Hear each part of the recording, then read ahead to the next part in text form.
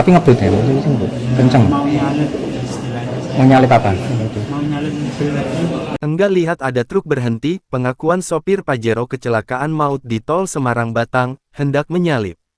Kecelakaan maut terjadi di tol Semarang-Batang, tepatnya di KM 405, wilayah Desa Magelung, Kecamatan Kaliwungu Selatan, Kabupaten Kendal.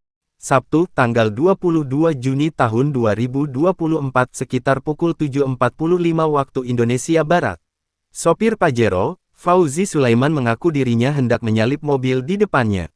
Nahas, ia tak sadar jika terdapat truk kontainer yang sedang berhenti di bahu jalan sebelah kiri.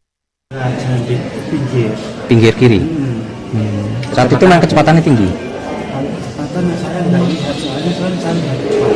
Tapi ngebut ya, maksudnya ngebut. Kenceng. Mau nyalip istilahnya. Mau nyalip apa? Mau nyalip mobil lagi dan saya mau nyalip